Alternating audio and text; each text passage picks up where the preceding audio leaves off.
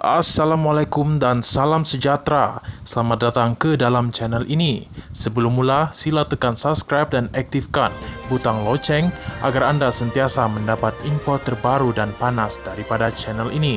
Terima kasih. Kendalikan pelanggaran etika Badan Kehakiman secara dalaman, kata bekas hakim.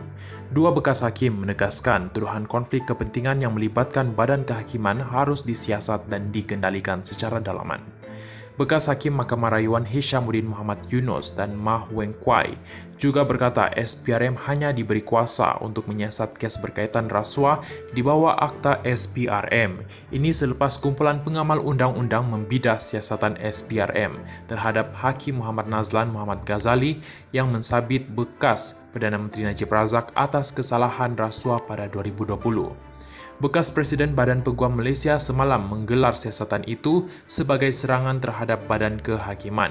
Hishamuddin dan Mah berkata, terdapat mekanisme di dalam Badan Kehakiman untuk meneliti dakwaan konflik kepentingan terhadap hakim. Menurut peraturan, sebarang aduan mengenai pelanggaran kod etika oleh Hakim Mahkamah Tinggi mesti dirujuk kepada Ketua Hakim Negara. Jika Ketua Hakim Negara mendapati tiada merit dalam aduan itu, dia akan menolak aduan itu selepas berunding dengan Hakim Besar Malaya atau Hakim Besar Sabah dan Sarawak. Sebaliknya, jika Ketua Hakim Negara mendapati terdapat merit dalam aduan, maka beliau akan merujuk aduan itu kepada Jawatan Kuasa Etika Kehakiman.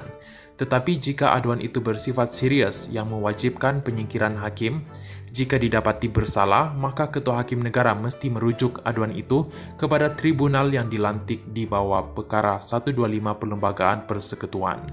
Sekiranya aduan hanya dirujuk kepada Jawatan Kuasa Etika Hakim, Jawatan Kuasa akan merujuk aduan kepada hakim berkenaan yang akan diberi hak untuk membuat representasi kedua-duanya secara bertulis dan lisan. Setelah mendengar representasi hakim, jika jawatan kuasa mendapati hakim tidak bersalah atas aduan itu, jawatan kuasa mesti membebaskan hakim tersebut. Sebaliknya, jika jawatan kuasa mendapati hakim bersalah atas aduan itu, jawatan kuasa akan mengenahkan sekatan seperti teguran atau penggantungan, kata Hishamuddin ketika dihubungi Malaysia Kini. Mah, yang juga salah seorang menandatangani kenyataan semalam, selaku bekas Presiden Badan Peguam Malaysia, mengulangi pendiriannya bahwa apa-apa berkaitan dengan pelanggaran etika harus ditangani oleh Jawatan Kuasa Etika Kehakiman. Sudah tentu ia bukan dalam bidang kuasa SPRM kerana mereka boleh menyiasat dakwaan rasuah, tetapi apabila ia melibatkan etika, ini bidang kuasa Jawatan Kuasa Etika Kehakiman menyelesaikannya, katanya. Hishamuddin juga berkata jawatan kuasa etika itu bagi menangani dakwaan yang tidak begitu serius, tetapi untuk dakwaan yang serius, hakim akan dirujuk ke tribunal. Anggota tribunal akan dilantik oleh Yang di-Pertuan Agong dan mungkin terdiri daripada sama ada hakim yang sedang berkhidmat atau bekas hakim atau hakim luar negara tambahnya. Hanya terdapat 2 kes hakim dirujuk ke tribunal dalam sejarah Malaysia, iaitu semasa krisis perlembagaan 1988, katanya. Pada masa itu, Ketua Hakim Negara Allahyarham Saleh Abbas dan 5 hakim lain dihadapkan ke 2 tribunal. Saleh akhirnya dilucutkan jawatannya oleh tribunal itu, manakala 3 hakim lain kemudian dibebaskan dan meneruskan tugas mereka. Hishamuddin juga menegaskan bahawa Nazlan telah dibebaskan di mahkamah sebanyak 2 kali. Kali pertama sewaktu Mahkamah Persekutuan yang terdiri daripada sidang 5 hakim yang menolak rayuan Najib. Dalam menolak rayuan itu, mahkamah memutuskan bahawa tiada merit dalam dakwaan SPRM terhadap Nazlan.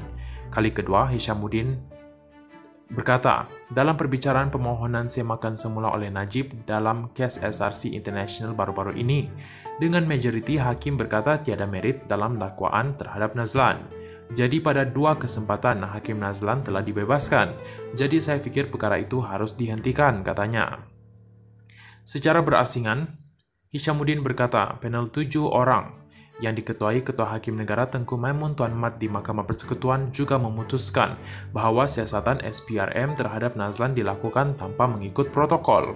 Sementara itu, bekas Menteri di Jabatan Perdana Menteri Parlimen dan Undang-Undang Wan Junaidi Tuanku Jaafar berkata, SPRM boleh menyiasat sesiapa sahaja di Malaysia yang tertakluk di bawah undang-undang.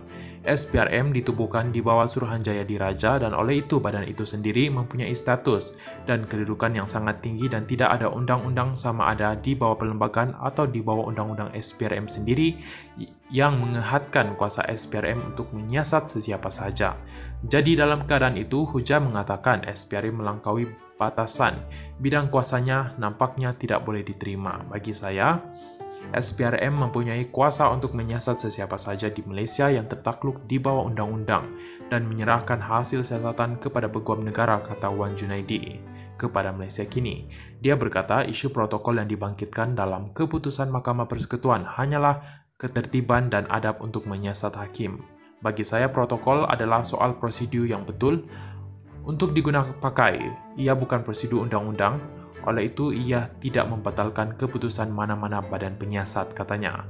Wan Junaidi menegaskan bahawa sesiapa saja dalam mana-mana agensi boleh disiasat, tidak kira sama ada mereka dalam badan kehakiman, eksekutif atau pengumbal undang-undang. Jika tidak, kami meletakkan badan kehakiman terlalu tinggi di atas sehingga tidak boleh disentuh oleh manusia, katanya.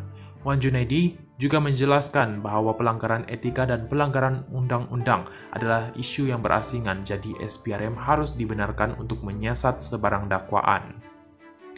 Jika hasil siasatan mendedahkan terdapat pelanggaran undang-undang, maka perkara itu boleh dirujuk kepada Jabatan Peguam Negara AGC untuk tindakan lanjut, katanya.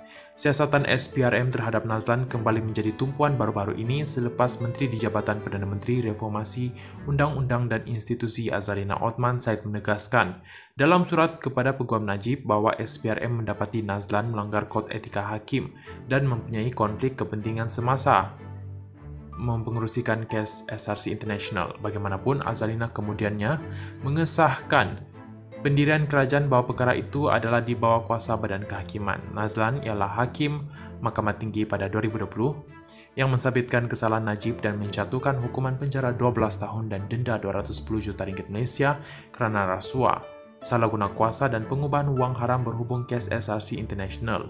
Keputusan itu telah dikekalkan di Mahkamah Rayuan dan Mahkamah Persekutuan. Nazlan dinaikkan pangkat menjadi Hakim Mahkamah Rayuan tahun lepas. Terima kasih.